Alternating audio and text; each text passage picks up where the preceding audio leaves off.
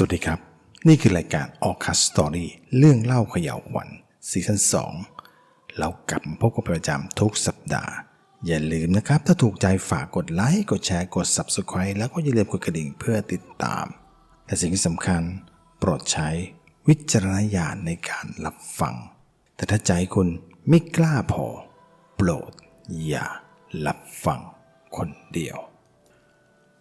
วันนี้ออคัสสตอรี่นำเสนอเป็น EP ที่98อสรพิษร้ายกว่าที่นึกลึกกว่าที่คิดร้ายกว่าอสรพิษคือคนใกล้ชิดคิดทรยศเรื่องราวที่เกิดขึ้นนี้นะครับเป็นเรื่องราวที่เกี่ยวขึ้นกับความเชื่อส่วนบุคคลล้วนๆเลยคือตัวผมอยากให้ทุกท่านที่ได้รับฟังใช้วิจารณญาณเป็น2เท่า3เท่าเป็นล้านเท่าก็ได้ในตอนที่ได้ฟังเรื่องราวนี้ด้วยนะครับเพราะมันซับซ้อนและเกี่ยวพันกับความศรัทธาคือมันเป็นจุดเริ่มต้นของเรื่องราวเนี่ยมันมาจากป้าคนหนึ่งที่เป็นลูกศิษย์ของพี่รองคือป้าคนนี้เคยให้พี่รองกับพี่ใหญ่ไปทำพิธีตั้งศาลคือตั้งศาลพระภูมิที่หน้าโรงงานก็ SME นะครับไม่ได้ใหญ่อะไรมากมายเมื่อหลายปีที่แล้ววันนั้นอยู่ๆป้าคนนั้นก็กลับมาหาพี่รองอีกครั้งหนึ่งพร้อมกับลูกสาวคนโตป้าคนนั้นเขาชื่อป้าเหมยส่วนลูกสาวคนโตชื่อว่าน้องจอยเพราะว่ามันมีเรื่องสำคัญที่ป้าเหมยรู้สึกกลุ้มใจเป็นอย่างมากก็เลยมาขอคำปรึกษาแล้วเรื่องที่เกิดขึ้นเนี่ยมันเกี่ยวพันกับลุงชิดสามีของป้าเหมยนั่นแหละแล้วมันเริ่มต้นที่เมื่อ30 ปีก่อนอยู่ๆมันมีจอมปลวกขนาดใหญ่เลยมาขึ้นที่ปลายคันนาในที่ของลุงชิดซึ่งที่นาแปลงเนี้ยพ่อของลุงชิดแบ่งให้ตามพินัยกรรมแต่ความหลอนมันเริ่มต้นตรงที่ว่าก่อนที่จะรู้ว่ามีจอมปลวกขึ้นลุงชิดยังไม่ได้เป็นเจ้าของแต่ว่าลุงชิดเขาฝันว่ามีชายแก่ๆคนหนึ่งมาเข้าฝันแต่งตัวเป็นชาวบ้านธรรมดานั่นแหละผมขาวไปทั้งหัวเขียวหมากด้วยมาบอกกับลุงชิดว่าแกตัดสินใจจะอยู่ตรงนี้แล้วนะซึ่งในฝันลุงชิดเห็นชัดเลยว่ามันเป็นที่ปลายคันนาติดกับเนินเขาเล็กๆสุดปลายที่ของลุงชิดพอดีเลยคือลุงชิดทำงานเป็นข้าราชการที่อำเภอในตัวจังหวัดก็เลยปล่อยที่แปลงนี้ให้เขาเช่าทำนาแต่ว่าก็ยังไม่มีใครมาเช่าก็เลยต้องปล่อยให้มันรกร้างว่างเปล่าไปอย่างนั้นก็เลยไม่ได้สนใจเวลาผ่านไป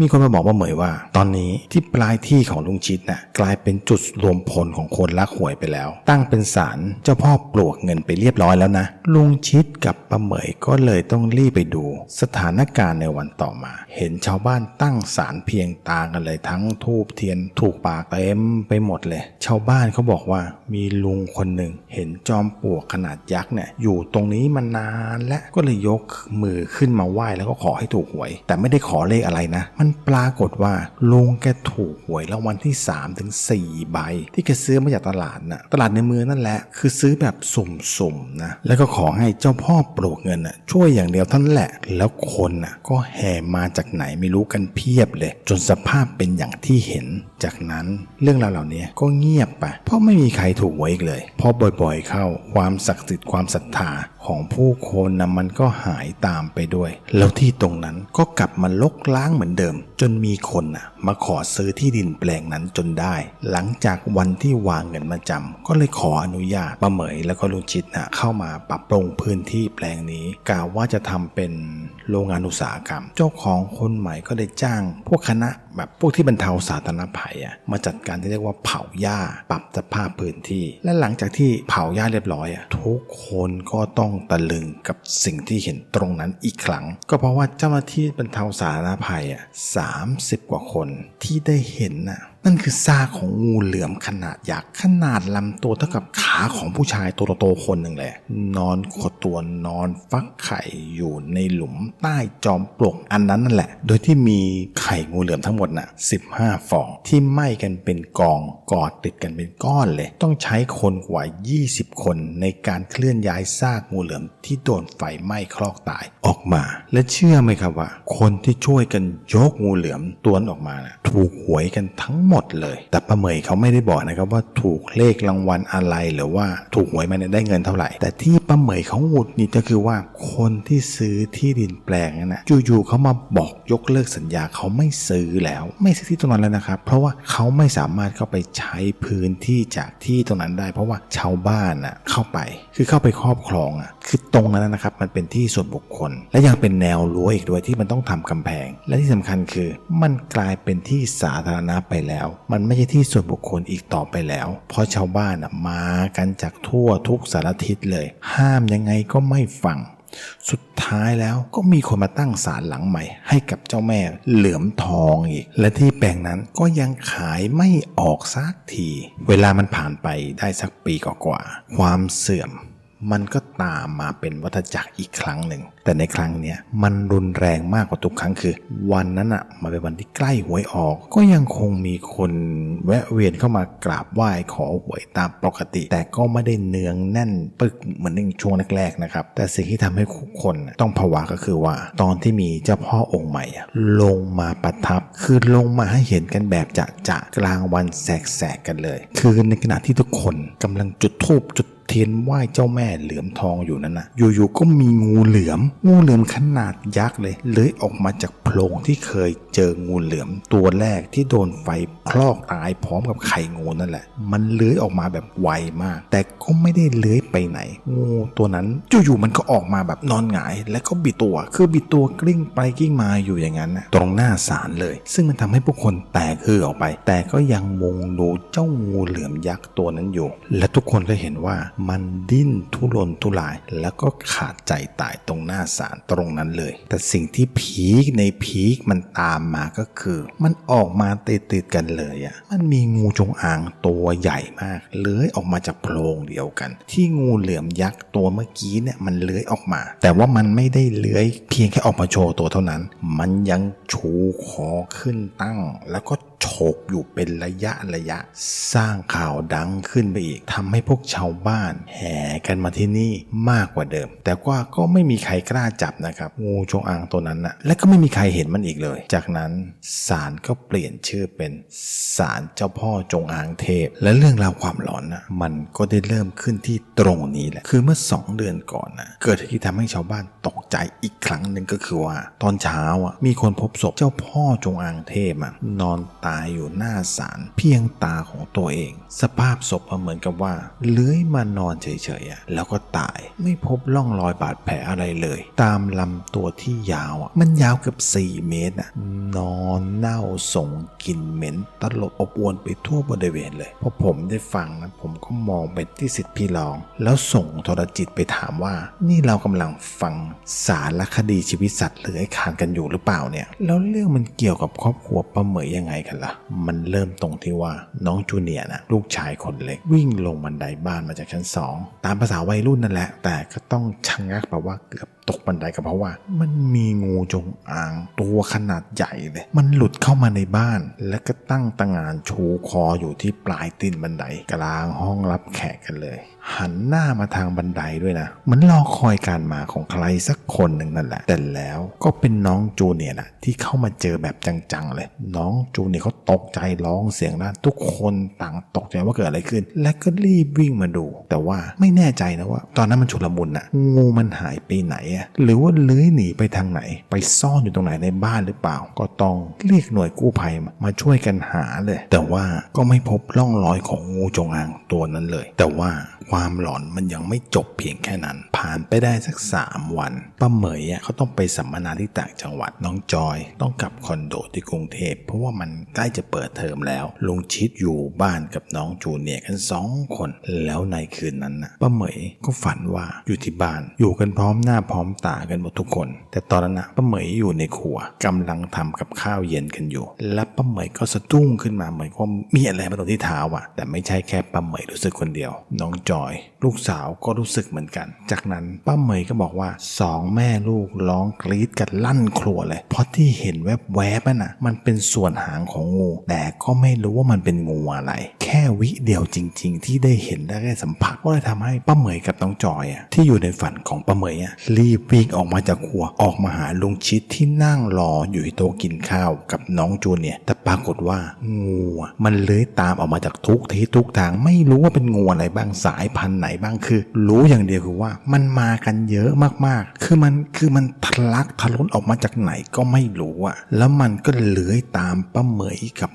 น้องมิ้นออกมาพอลุงชิดกับน้องจูเนียร์เห็นนะสองชายหนุ่มสุดกล้าของบ้านร้องกรี๊ดกันแบบบ้านแทบแตกอ่ะวิ่งก่อนเป็น2อันดับแรกขึ้นไปอยู่บนโซฟาที่ห้องรับแขกแต่ว่างูที่มันเลื้อยออกมานะมันก็แค่เลื้อยตามออกมาเฉยๆเอาให้เห็นภาพง่ายๆคือทั้งบ้านอ่ะคือทั้ง4คนอ่ะมายืนอยู่บนโต๊ะกลางของชุดโซฟาในห้องรับแขกกลางห้องกันเลยแล้วงูพวกนั้นก็ไม่ได้ทำอะไรอ่ะก็แค่เลื้อยมากองรวมกันแล้วก็เลื้อยไปเลื้อยมาอยู่อย่างนั้นน่ะจากนั้นก็มีชายหนุ่มคนหนึ่งโผล่ขึ้นมาชายหนุ่มคนนั้นน่ะเป็นชายโบราณที่หน้าตาดีร่างกายกำยำคือกล้ามเป็นมัดๆเลยผิวขาวผ่องนุ่งกระโจงมาตัวเดียวสีเขียวขี้ม้าค่อยๆก้าวตรงมาทั้ง4คนแล้วก็พูดว่าใครหิวเอาอะไรมาให้กินด้วยขอเป็น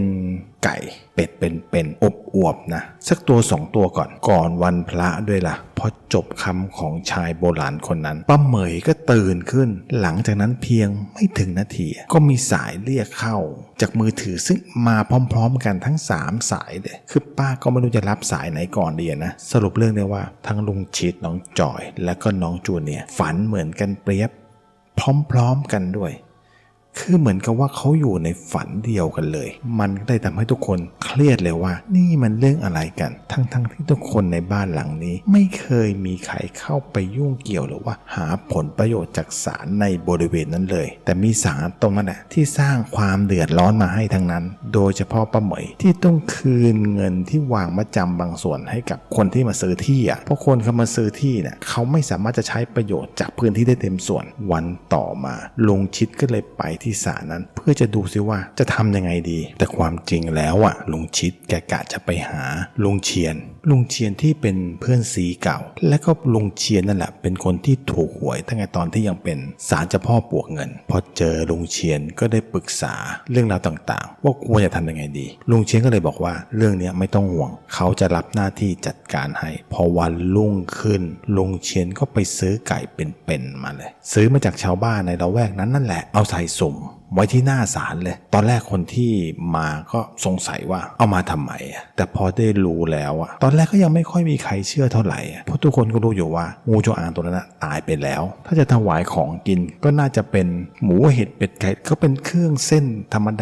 ดานี่แหละแต่พอเช้าวันลงขึ้นซุ้มไก่ที่ขังตัวนั้นโดนเหวี่ยงออกไปไกลมากพบซากศพของไก่ที่โดนฉีกล่างขาดออกมาเป็น2ส่วนเลยเครื่องในมันเหลือแต่แค่เศษมันกองอยู่กับพื้นที่มันกระจายออกเป็นเศษเล็กเศษน้อยและก็เหมือนกับว่าไก่มันโดนแทะเนื้อช่วงหน้าอกออกไปจนเกือบหมดและที่น่าแปลกก็คือมันไม่มีเลือดหลงเหลือในตัวไก่ตัวนั้นอยู่เลยเพราะข่าวแพร่สะพัดออกไปข่าวที่ว่าจงอางเทพเสพไก่เป็นสดๆแล้วก็ให้โชคคนที่เอามาถวายถูกหวยรางวัลที่1แต่ความจริงแล้วลุงเชียนถูกหวยจริงไหมซึ่งมันก็จริงแต่ว่าเขาถูกแค่เลขท้าย2ตัวใบเดียวเท่านั้นแต่ก็ไม่รู้เหมือนกันว่าทำไมชาวบ้านไปเอาข่าวมาจากไหนอันเนี้ยป้าเหมยคุยกับลุงเชียนเป็นการส่วนตัวกันเลยในตอนที่กลับไปปรึกษาลุงเชียนอีกครั้งแต่ว่าในครั้งเนี้ยมันมีเรื่องที่สำคัญมากและมันเป็นเรื่องสำคัญอย่างด่วน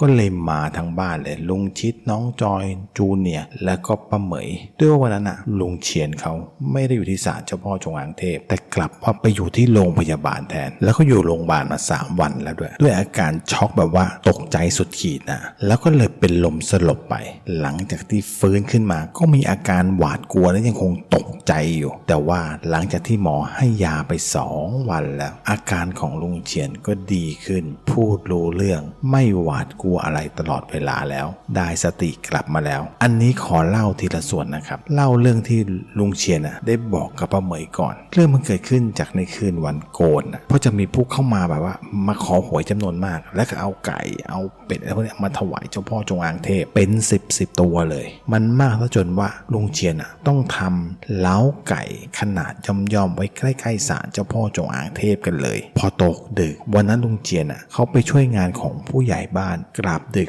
คือลุงเชียนถ้าไม่ได้อาบน้ำก่อนก็จะนอนไม่หลับพอดีกับตอนที่อาบน้ำเสร็จแล้วได้ยินเสียงไก่มันร้องแปลกๆก็เลยรีบแต่งตัวให้เรียบร้อยแล้วก็เดินไปดูลุงเชียนเขามีอาชีพรับจ้างทั่วไปแล้วก็เช่าที่แบบปลูกบ้านเล็กๆอยู่ปลายนาใกล้ๆกับศาลนั้นเลยแหละลุงเชียนบอกว่าในตอนแรกเขายังไม่ได้เปิดไฟฉายเห็นเป็นแค่เงาตะคุ่มนั่งยองๆอยู่ที่หน้าเล้าไก่ยังไม่รู้ว่ามันเป็นตัวอะไรหรือเป็นอะไรนะเขาก็เลยค่อยๆย่องเข้าไปแบบเงียบๆพออยู่ในระยะแล้วลุงเชียนก็เปิดไฟฉายส่องตรงไปที่เงาดำๆนั้นและสิ่งที่เขาได้เห็นคือหญิงแก่ที่แก่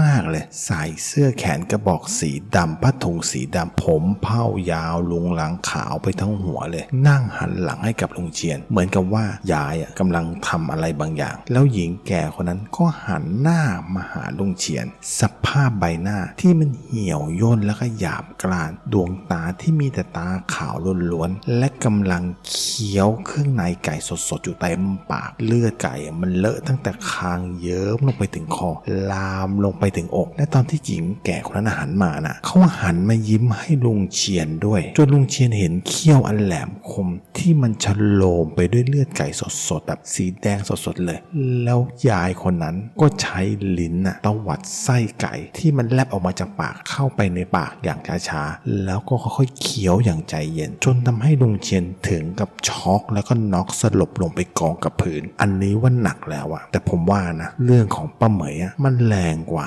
และที่ผมว่ามันแรงกว่าก็เพราะว่ามันไม่ได้เกิดกับป้าเหมยแต่มันมาเกิดกับน้องจอยลูกสาวของป้าเหมยมันแรงจนถึงขั้นที่ว่าหลังจากที่เกิดเหตุแล้วน้องจอยไม่กล้าอยู่คอนโดคนเดียวอีกเลยกลับมาที่บ้านแล้วก็รีบมันเล่าเรื่องนี้ให้ฟังกันเลยแล้วเรื่องของจอยก็มีอยู่ว่าคือมันใกล้จะเปิดเทอมแล้วเธอก็เลยย้ายเข้ามาพักที่คอนโดในกรุงเทพใกล้ๆกับมหาลัยในตอนน้องจอยบอกว่าไม่ได้หลับนะมันเป็นเหตุการณ์ที่เกิดขึ้นจริงๆคือตอนนั้นน้องจอยเพิ่งกลับมาจากข้างนอกแล้วก็เพิ่งอาบน้ำเสร็จด้วยแล้วก็ใส่ชุดนอนออกมาจากห้องน้ำเลยแต่พอเธอเปิดประตูออกมาเธอบอกว่าเธอเห็นชายหนุ่มโบราณคนนั้นที่เคยเห็นในฝันครั้งที่แล้วมายืนยิ้มอยู่กลางห้องรับแขกแล้วก็พูดขึ้นว่าแม่หญิงมาเป็นเมียพี่เธอน้องจอยบอกว่าตอนแรกเธอก็ช็อกที่ว่ามันมีคนเข้ามาอยู่ในห้องเธอได้ยังไงและนั่นก็เป็นคนที่เธอฝันเห็นในข่าวที่แล้วด้วยมันก็เลยสร้างความกลัวอย่างสุดขีดเลยเมื่อเขาพูดจบแต่เธอต้องรวบรวมสติ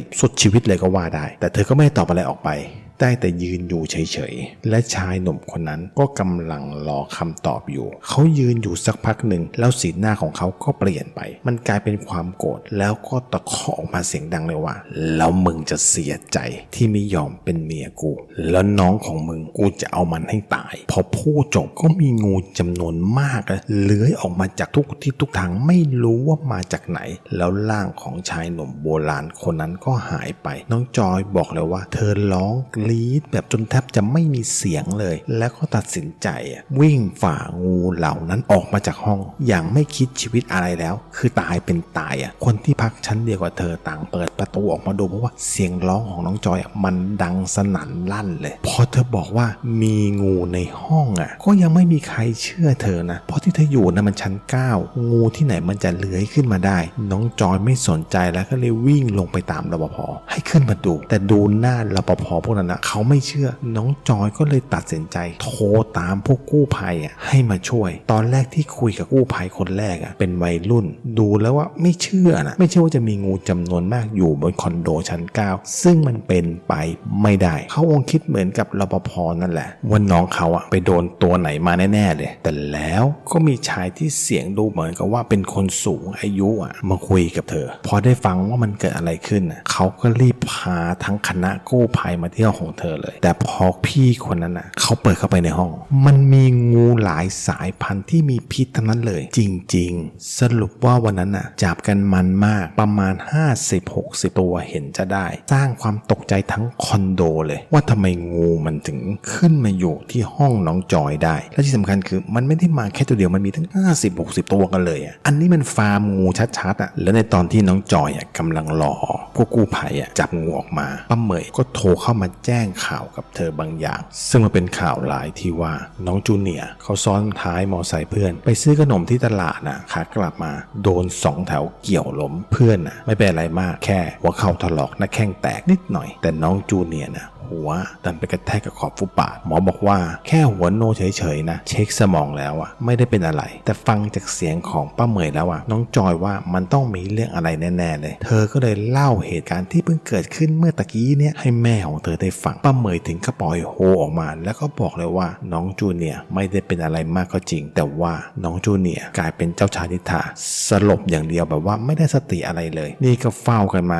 คืนหนึ่งแล้วน้องจอยก็รีบกลับบ้านทันทีแล้วก็พากันมาหาลุงเชียนเพื่อจะปรึกษาว่าเราควรจะทำยังไงดีลุงเชียนพอได้ฟังเรื่องราวที่ป้าเหมยเล่ามาถึงกับน้ำตาซึมเลยเพราะว่าลุงเชียนเขาเห็นเด็ก2 คนนี้มาตั้งแต่เกิดและเขากับลุงชิดก็เป็นเพื่อนกันมาตั้งแต่สมัยประถมแล้วคือตั้งแต่เด็กๆเลยแล้วก็บอกทุกคนทั้งน้ำตาว่าเขาก็ไม่รู้ว่าจะทำยังไงดีแล้วและมันก็เหมือนกับว่าโชคชะตาทั้งหมดมันถูกกำหนดไปแล้วคือตอนที่กลับออกมาจากลุงเชียนที่โรงพยาบาลป้าเหมยขอแวะที่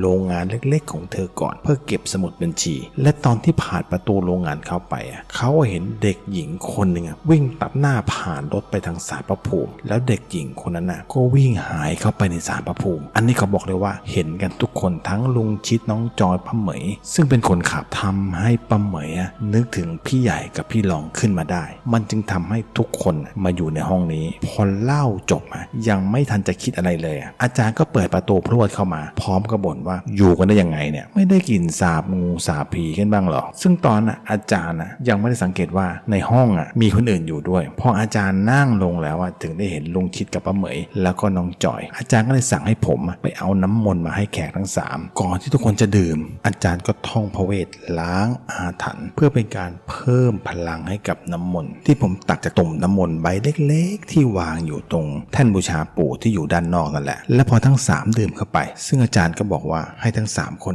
ดื่มให้หมดแก้วนะและเมื่อทุกคนดื่มจนหมดแก้วป้าเหมยบอกเลยว่ารู้สึกโล่งขึ้นมาทันทีน้องจอยบอกว่าดื่มเข้าไปแล้วทำให้หายใจได้เต็มปอดไม่มึนหัวนิดๆหน่อยๆอีกแล้วลุงชิดก็บอกว่ารู้สึกเหมือนกันเลยและพอพี่ลองจะอ้าปากเล่าเรื่องให้อาจารย์ได้ฟังอาจารย์ก็พูดสวนขึ้นมาเลยว่าเตรียมของให้พร้อมถ้าพร้อมเมื่อไหร่จะได้ไปกันเลยยิ่งเร็วยิ่งดีพี่ลองลุกขึ้นจากเก้าอี้อย่างไวเลยเตรียมชุดบายสีดอกไม้โปรยธูปเทียนผงกำยานและให้ผมโทรตามพี่ใหญ่มาด้วยและอาจารย์ก็บอกให้ผมโทรไปบอกพี่นัทซึ่งตอนนี้อยู่ที่บ้านอาจารย์เพราะวันนี้พี่นัทเขาพาแม่ไปจ่ายตลาดบอกให้พี่นัทเอาผงกรรมฐานที่มันอยู่หลังบ้านมันเป็นถุงสีเหลืองๆให้เขาเอามาสัก 3-4 ถุงแล้วก็รีบมาหาอาจารย์ด่วนส่วนผมจัดจ้ามให้อาจารย์เอาแต่ของที่จำเป็นต้องใช้ไปด้วยเช่นมีดหมอสายสิญจน์น้ำมนต์ขวดเล็กข่าวเนี้ยอาจารย์ไม่เอากล่องกำยานกล่องเล็กๆไปแต่ให้ผมเอาสีพึ่งตลับเล็กไปเอาผ้ายันสีขาวที่ลงยันด้วยอาจารย์เองอีกหลายแผ่นเลยคือเป็นตั้งเลยแล้วก็กล่องหมากซึ่งมันขาดไม่ได้แล้วก็ยังบอกให้ผมทำหมากหลายๆคำผมก็งงผมทำแล้วมันจะเป็นคำได้ยังไงจนพี่ลองต้องมาช่วยผมทำคือจัดหมากเป็นคำๆแล้วก็เอาไม้เสียบลูกชิ้นมาเสี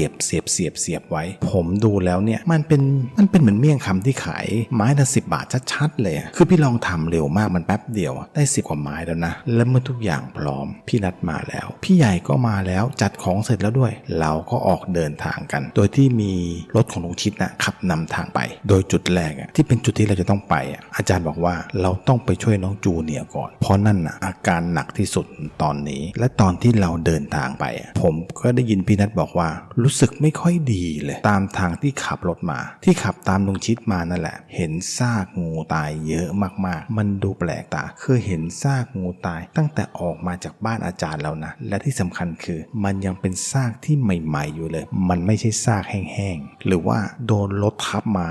นานมากจน นถึงตรงนี้เนี่ยยังเห็นมีซากงูตายอยู่เป็นระ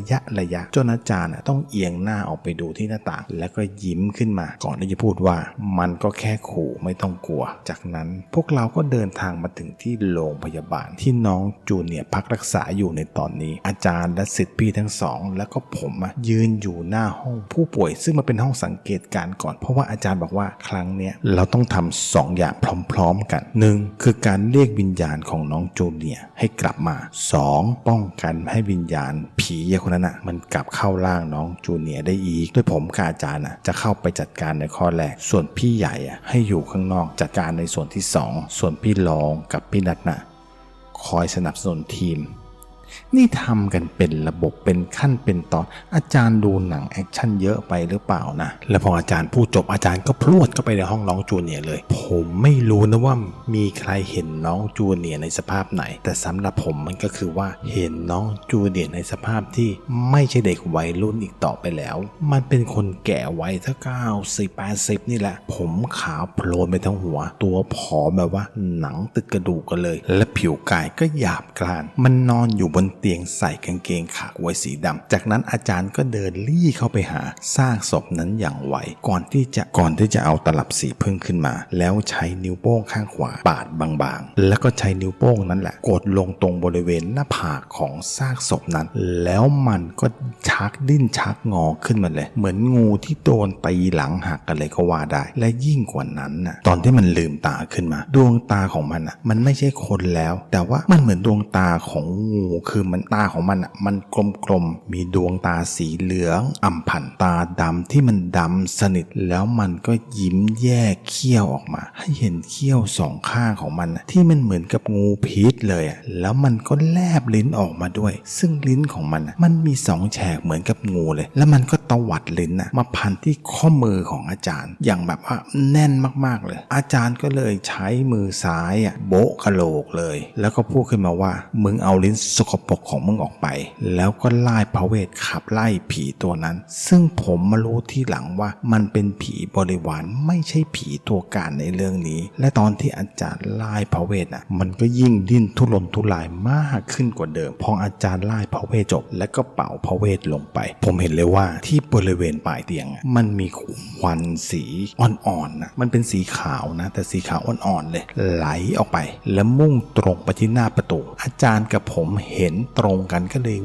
วิ่งตามออกไปเพื่อช่วยทีมพี่ใหญ่ซึ่งเป็นทีมที่2ที่รออยู่หน้าบริเวณห้องและพอผมเปิดพรวดออกไปผมเห็นพี่ใหญ่กำลังยืนประจันหน้ากับหญิงแก่ๆที่มันแก่มากๆเลยใส่เสื้อแขนกระบอกสีดำผ้าถุงสีดำดูสกปรกมอมแมมผมเผ้ายาวลุงลังสีขาวไปทั้งหัวเลยสภาพใบหน้าที่มันเหี่ยวมันย่นแล้วก็หยาบกร้านดวงตาที่มีแต่สีขาวล้วนๆผมเห็นแล้วขนลุกไปทั้งตัวเลยคือมันสามารถออกมาตอนกลางวันแสกๆได้ขนาดนี้เนี่ยมันต้องมีฤทธิ์มากๆแน่ๆแล้วพี่นัทกับพี่รองก็วิ่งตามขึ้นมาจากทางด้านหลังและอาจารย์ก็ตะโกนบอกพี่นัทไปว่าจับมันไว้ซึ่งผมเห็นหน้าพี่นัทแล้วผมคิดว่าคงไม่ได้เรื่องแน่ๆเพราะว่าพี่นัทยังคงยืนเก้ๆกังๆกลัวๆก้าๆและอาจารย์ก็คว้าหัวผมด้วย2 มือเลยนะแล้วก็ลายพระเวทเป่ากระหม่อมให้ผมแต่ว่าผมยังไม่ทันตั้งตัวอะไรเลยคือไม่คิดจะถามผมก่อนเลยเหรอว่าผมอยากทำไหมแล้วก็พูดกับผมว่าจับมันให้ได้นะแล้วก็พาผมพุ่งตรงไปหาหญิงแก่คนนั้นในจังหวะนั้นมันเป็นจังหวะที่หญิงแก่คนนั้นกำลังจะวิ่งตรงเข้ามานั่นมันเป็นจังหวะเดียวกับที่มีชาย2 คนพุ่งเข้าช้าตัวของหญิงแก่คนไว้ผมก็ช็อกเลยสิครับเมื่อเห็นว่ามีคนพุ่งช้าตัวหญิงแก่คนนั้นก่อนผมแต่ว่าเขาจับตัวหญิงแก่คนนั้นได้ยังไงหรือว่าเขามีของดีหรือเขาทำได้ยังไงแล้วหลังจากที่ผ่านไป20 นาทีเราก็ได้ข้อสรุปว่ายายคนนั้นเป็นคนเขาชื่อยายฟั่นเป็นผู้ป่วยทางจิตที่รักษาอยู่ที่เนี่ยมานานหลายปีแล้วแต่อยู่ๆยายฟั่นก็หายตัวออกไปจากโรงพยาบาลคือหายไปได้สัก 2-3 อาทิตย์แล้วล่ะแล้วก็อยู่ๆก็มาปรากฏตัวที่นี่ซึ่งลุงชิดบอกว่ายายคนนี้ลุงรู้จักแล้วลุงชิดก็เล่ามาว่ายายฟั่นเคยเป็นคนในหมู่บ้านในละแวกเดียวกันนั่นแหละยายฟั่นมีสามีเป็นหมอผีแล้วก็เป็นคนต่างถิ่นที่ไม่มีใครรู้จักและตอนที่ลุงชิดได้ยินเรื่องราวของยายฟั่น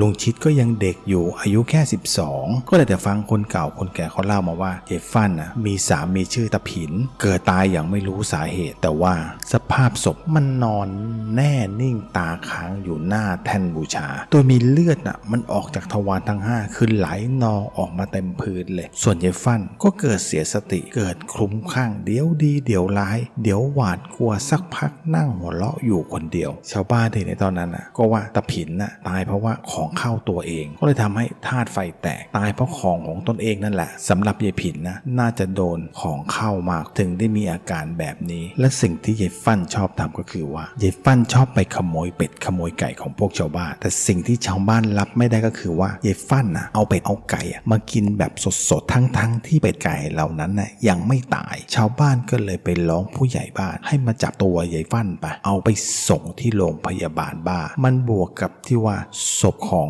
คนตายคือตะผินสามีมีรอยการถูกบีบคอซึ่งมันเป็นรอยนิ้วมือของยายฟั่นเต็มลำคอไปหมดแล้วเราก็ไม่ได้ข่าวยายฟั่นอีกเลยจนมาวันนี้แหละที่เห็นแบบจะๆเลยว่ายายแก่คนเดียวต้องใช้ผู้ชายถึง 3-4 คนถึงจะจับยายฟั่นอยู่และซึ่งตอนที่เรากำลังคุยอยู่นั้นยายฟั่นถูกจับมัดติดอยู่กับเก้าอี้รถเข็นแล้วพอเราได้รู้ถึงเรื่องราวของยายเขาแล้วอาจารย์ก็เรียกเรามาประชุมกันเพื่อวางแผนที่เราจะดำเนินการต่อไปแต่ว่าป้าเหมยกับน้องจอยวิ่งมาหาพวกเราแล้วก็บอกว่าน้องจูเนียร์ฟื้นแล้วนั่นคงเป็นเรื่องดีที่เกิดขึ้นในวันนี้แล้วนะอาจารย์กับพวกเราก็รีบขึ้นไปที่ห้องของน้องจูเนียร์และอาจารย์ก็ใช้สายสิญจน์พันรอบหัวน้องจูเนียร์เอาไว้แล้วก็พันทั้งข้อมือข้อเท้าทั้งสองข้างเลยก่อนที่จะวางมือลงบนกลางกระหม่อมน้องจูเนียร์แล้วก็ลายพระเวทเชิญเทพทั้งหลายมาปกป้องรักษาน้องจูเนียร์แล้วก็บอกว่าห้ามเอาสายสิญจน์ออกก่อนเช้ามืดนะเลยเพลได้ยิ่งดี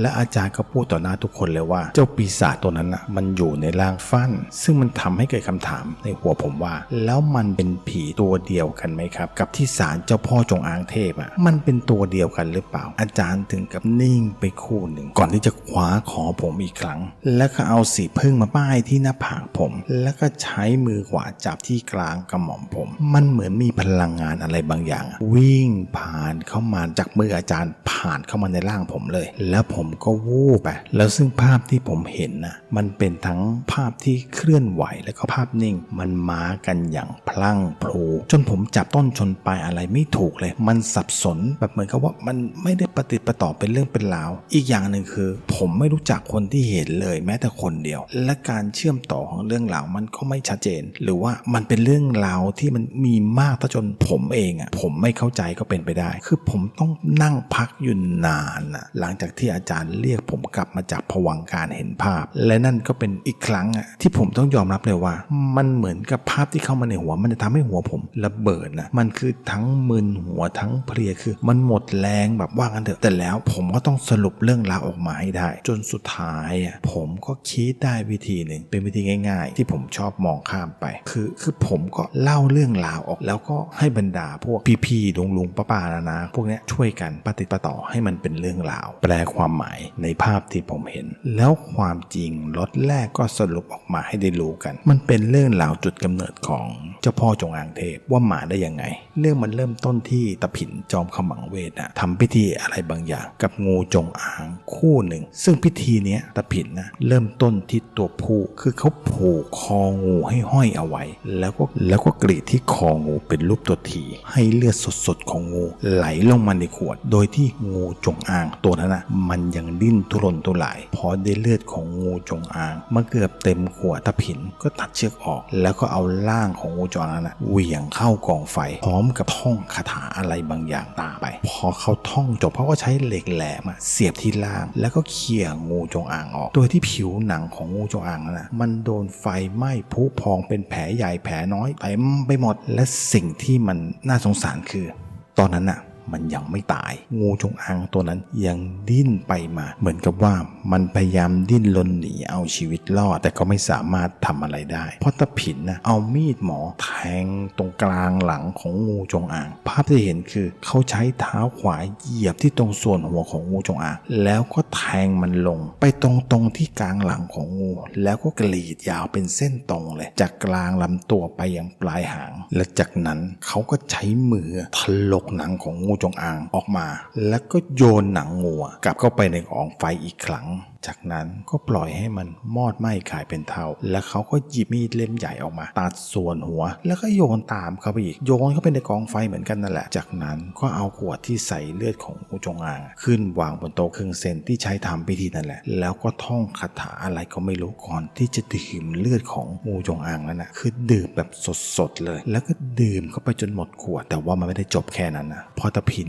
ดื่มเลือดงูจนหมดก็หันมาที่ศพของงูจงอางที่เขาถลกหนังออกไปแล้วนั่นแหละและสิ่งที่ผมไม่คาดคิดที่ได้เห็นก็คือว่าตะผินนะตรงเข้าไปกัดกินเนื้องูจงอางตัวนั้นอย่างอร่อยอ่ะแบบมันกึ่งดิบกึ่งสุกแต่ว่าความโหดร้ายอ่ะมันยังไม่จบแค่นั้นเพราะว่ายังมีงูจงอางอีกตัวหนึ่งซึ่งตัวเนี้ยผมบอกเลยว่ามันเป็นตัวเมียในตอนท้ายคุณจะรู้ว่าผมรู้ได้ยังไงว่ามันเป็นตัวเมียตะผินเอางูจงอางมัดหัวไว้ก่อนที่จะตอกตะปูคือตอกตะปูลงไปให้มันติดกับแผ่นไม้ที่มันอยู่ข้างล่างอ่ะแล้วพอตอกตะปูลงคาถาอย่างแน่นหนาเรียบร้อยตะผินก็ใช้ท่อนไม้ที่มีขนาดกำลังเหมาะมือกระหน่ำตีที่ลำตัวตรงกลางลำตัวไปจนถึงปลายหางอ่ะในทุกครั้งที่มันฟาดท่อนไม้ลงไปตะผินท่องคาถากำกับในทุกครั้งที่ตีลงไปและตะผินก็ยังคงฟาดกระหน่ำอย่างไม่ยั้งมันสร้างความเจ็บปวดทรมานอย่างที่สุดให้กับงูจงอางตัวนั้นเพราะว่ามันพยายามดิ้น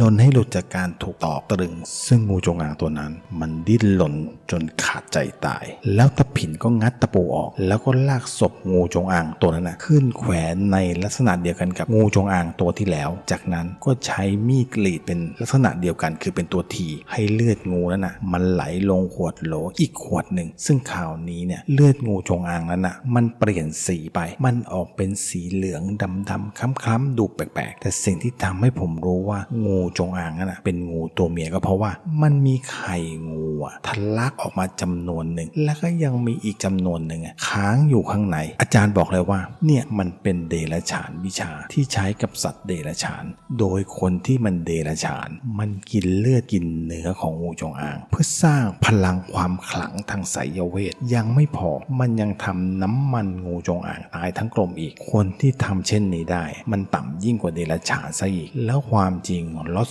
2มันก็ตามออกมาคือผมต้องขอบอกก่อนเลยนะครับว่าภาพที่ผมเห็นนะมันไม่ได้เรียงลำดับหรือว่าอะไรเลยมันเข้ามาแบบว่าสเปะสปะมันสเปะสปะไปหมดจนผมต้องมานั่งเรียบเรียงเองแล้วก็ค่อยๆเล่าให้ทุกคนได้ฟังกันมันเริ่มมาจากว่าภาพแรกที่ผมเห็นนะผมเห็นรูปปั้นกุมารทองที่แท่นบูชาของตะผินซึ่งผมเห็นแต่เฉพาะด้านหลังกุมารทองนะครับคือเห็นอย่างชัดเลยว่าที่ด้านหลังของมันมันมีรอยร้าวแทบทุกองค์เลยมันมีมากมีน้อยปนกันไปเป็นรอยลึกบ้างไม่ลึกบ้างภาพไม่ได้บอกว่าสาเหตุการที่มันเกิดรอยร้าวเนี่ยมันเกิดจากอะไรหรือว่าความเสื่อมของเขาเนี่ยมันเกิดจากอะไรแต่ผมเห็นว่าตาผินกำลังนั่งท่องคาถาอยู่ที่หน้าแท่นแล้วภาพก็ตัดไปที่ยายฟั่นที่นอนอยู่บนที่นอนเฉยๆแล้วอยู่ๆยายฟั่นก็ลืมตาขึ้นมาแต่ว่าดวงตาของยายฟั่นนั้นมันเป็นสีแดงฉ่ำแบบว่าฉ่ำเหมือนเลือดสดๆเลยแล้วยายฟั่นก็ลุกพรวดขึ้นจากเตียงเดินออกจากห้องตรงไปเลยไปที่ห้องโถงที่ตั้งแท่นบูชาที่ตาผินกำลังนั่งท่องคาถาอยู่แล้วยายฟั่นก็เดินเข้ามาใกล้ๆตาผินที่ทางด้านหลังแบบไม่ให้รู้ตัวแล้วก็ใช้มือทั้งสองข้างจีกที่หัวของตาผินอย่างเร็วแล้วก็แรงด้วยจนตาผินหงายเงือบไปเลยคือกระชากอย่างแรงซะจนตาผินหงายหลังลงมาโดยที่มียายฟั่นยืนอยู่บนหัวและในวินาทีนั้นเองยายฟั่นก็เดินค่อมตาผินตั้งแต่หัวไปจนถึงปลายเท้าพอยายฟั่นเดินค่อมตาผินผ่านไปตาผินก็ชักดิ้นชักงอแล้วก็เกิดแผลพุพองขึ้นตามร่างกายจากนั้นเลือดก็ทะลักออกมาจากทวารทั้ง5อย่างพลังพลูนอนชักตายอยู่ตรงหน้าแท่นบูชาแล้วรูปปั้นต่างๆที่มันล้าวอยู่มันอยู่บนแท่นบูชานั่นแหละมันก็แตกออกแล้วก็ล่วงลงมากับพื้นพร้อมๆกับลมหายใจสุดท้ายของตะผินแต่มันยังไม่จบเพียงแค่นั้นเพราะเอาง่ายๆเพราะผีที่สิงยายฟั่นหลุดออกไปวิญญาณของตะผินก็เข้ามาอาศัยร่างของยายฟั่นตั้งแต่วันนั้น เป็นต้นมาแล้วความจริงแล้วสุดท้ายก็เข้ามามันเป็นเรื่องของความคึกขนองของเด็กวัยรุ่น2 คนคนแรกลุงชิดกับลุงเชียนนั่นแหละ2 คนเนี้ยเขาเป็นเพื่อนซีกันตั้งแต่เด็กแล้วล่ะแต่ตอนช่วงอายุ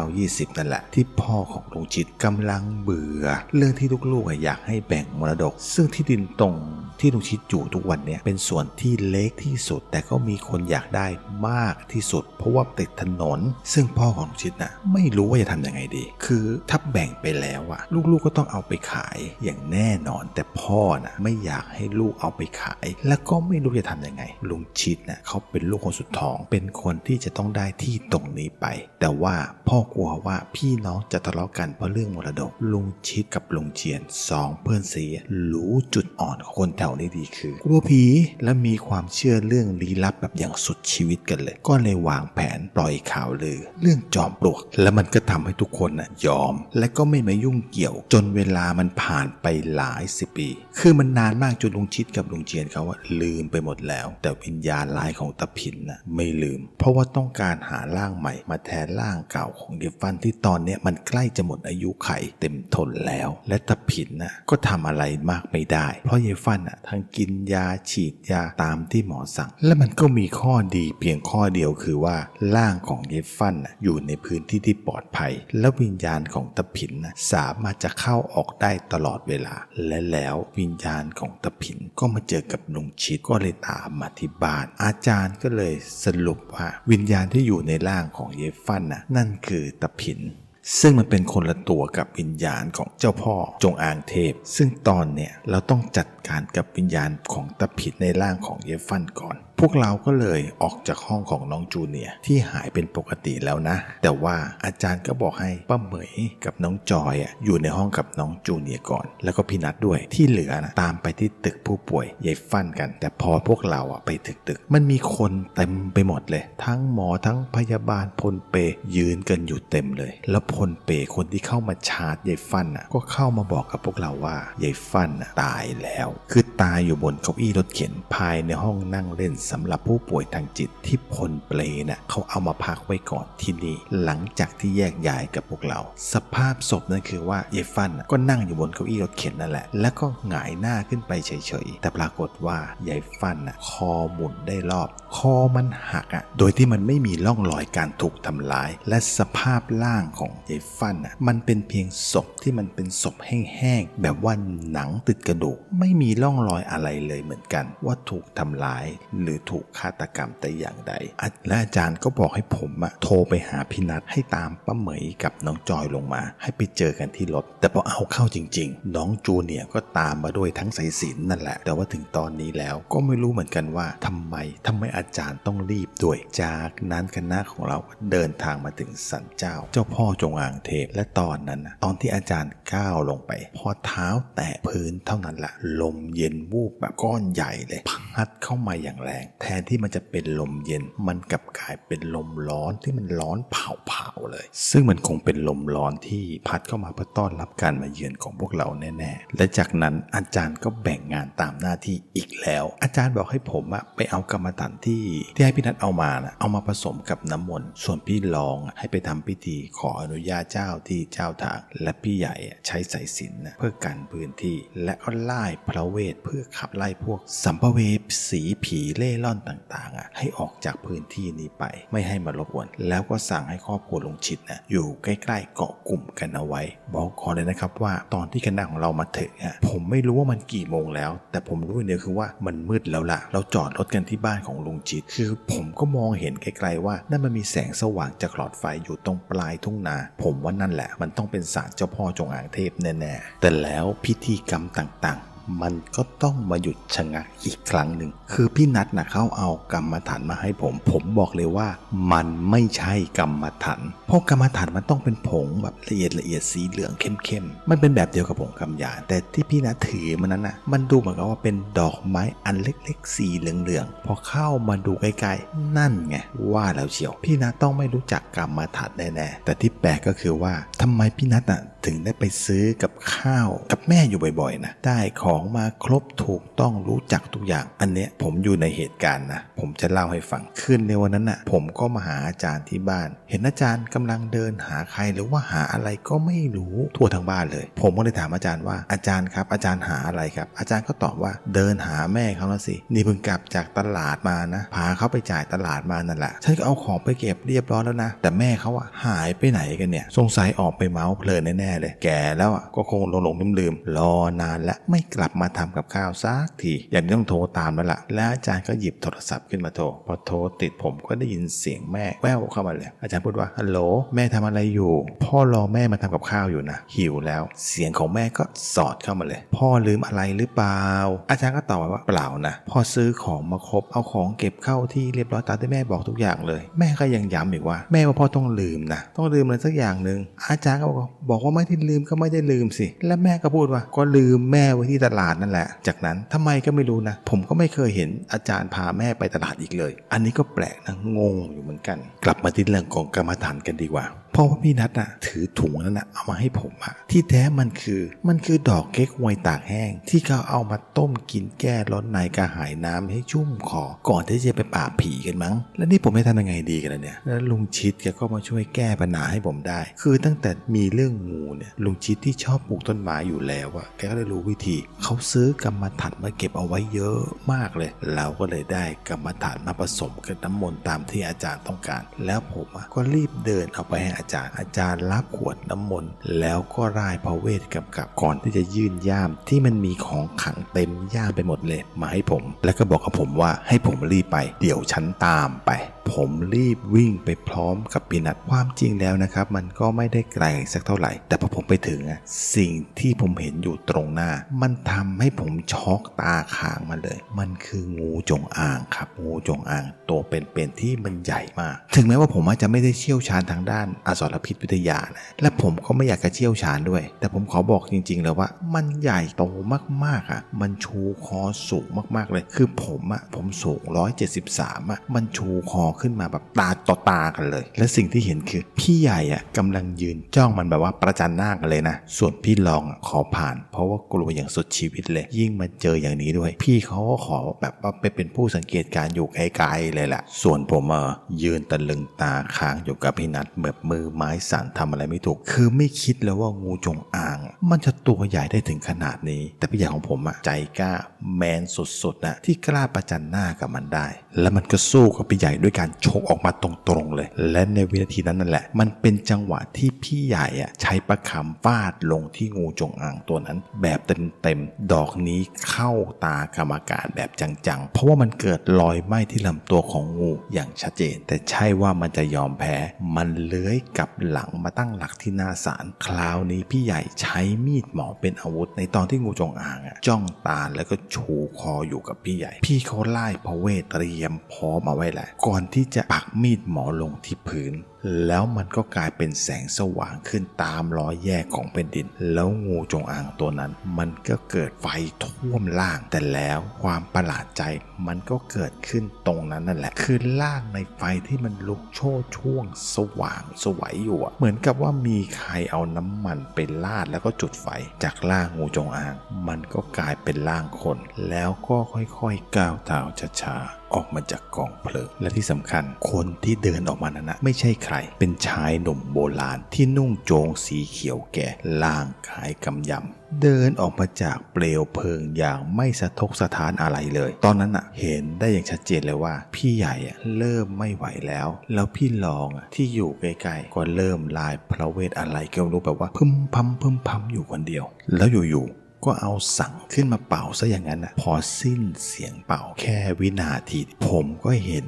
ร่างที่มันเรืองแสงของเราเทวดาที่มากันเพียบเลยผมบอกก่อนเลยนะครับว่าคือดูแล้วยังไม่ใช่เทพนะอาจจะเป็นเพียงแค่เทวดาที่คอยช่วยปกปักรักษาอะไรเพียงเท่านั้นแหละแต่แล้วเจ้าพ่อจงอางเทพก็พ่นควันสีดำออกมาแล้วควันสีดำที่มันพุ่งออกมามันก็เป็นสายควันสีดำซึ่งเหมือนกับว่ามันมีชีวิตมันก็ลอยวนเวียน ตุไปตามที่เทวดานั้นปรากฏร่างแล้วมันก็ทำให้เทวดาเหล่านั้นน่ะสลายหายร่างไปหมดในวินาทีนั้นเลยแต่ว่าในจังหวะนั้นน่ะพี่ใหญ่ก็พุ่งตรงมาจากทางด้านหลังแล้วก็เงื้อแขนขวาที่ถือประคำแบบจนสุดเลยนะในจังหวะที่กำลังจะฟาดลงไปเจ้าพ่อจงอางเทพหันมาเห็นพอดีเหมือนกับรู้ว่ากำลังจะมีภัยใช้มือขวาข้างเดียวบีบที่คอพี่ใหญ่และเคลี้ยงจะใช้คำว่าเหวี่ยงดีกว่าใช้คำว่าเคลี้ยงดีกว่าเคลี้ยงพี่ใหญ่ล้มลงกับพื้นดินแล้วก็กลิ้งด้วยไปโดนหินคือบอกตรงเลยว่าหัวแตกเล็กน้อย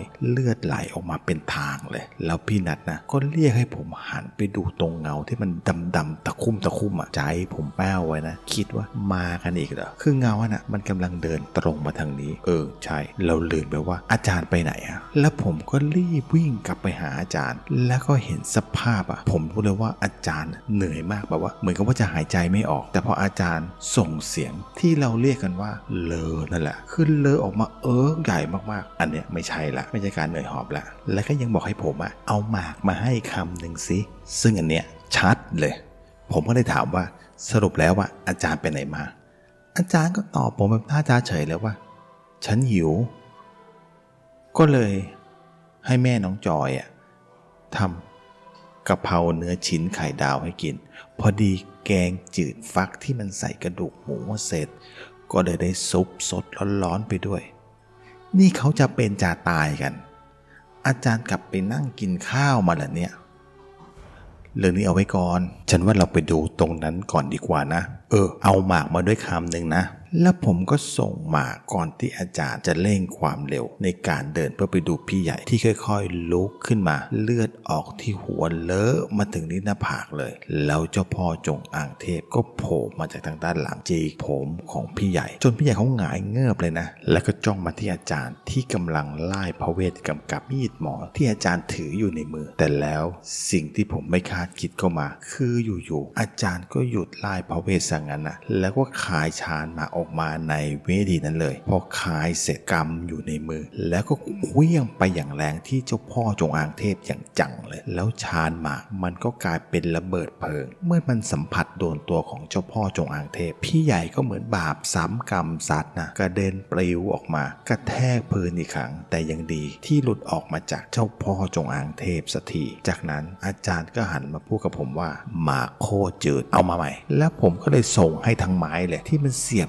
เล็งกันอยู่5 ลูกกันแหละเอาไปให้หมดเลยแล้วผมก็เชื่อเลยว่าปู่ลงอาจารย์แล้วเพราะท่าทางการเดินการคุยมันเปลี่ยนไปมันต้องใช่แน่ๆอาจารย์เดินเข้าไปหาเพียงไม่กี่ก้าวก็ถึงร่างของเจ้าพ่อจงอางเทพแล้วที่เขานอนกองอยู่กับพื้นบาดแผลที่โดนหมากลงอาคมของอาจารย์นะมันสร้างบาดแผลเวอะหวะแบบไปทั้งล่างเลยนอนสิ้นฤทธิ์กองอยู่ตรงนั้นนะแล้วก็มีเสียงดังขึ้นมาจากศาลแต่ไม่มีใครอยู่นะมันมีเสียงคนตะโกนออกมาว่าไอ้แกมึงทำลูกกูมึงมาเจอกับกูนี่ผมได้แต่คิดในใจว่าชะตาขาดแล้วล่ะและอาจารย์ก็พูดกับเจ้าพ่อจงอางเทพว่ารอกูเดี๋ยวนะเดี๋ยวกูจะมาคุยด้วยแล้วปู่ในร่างอาจารย์ก็เดินตรงเข้าไปที่ศาลนั้นแล้วก็ใช้มือขวากระชากอะไรบางอย่างที่ผมมองไม่เห็นแต่ว่าสิ่งที่ปรากฏนั่นก็คือว่ามันมีร่างของผู้ชายแก่ที่ผมว่าสภาพมันเหมือนเปรตอสุรกายมากกว่าเพราะผิวกายที่ด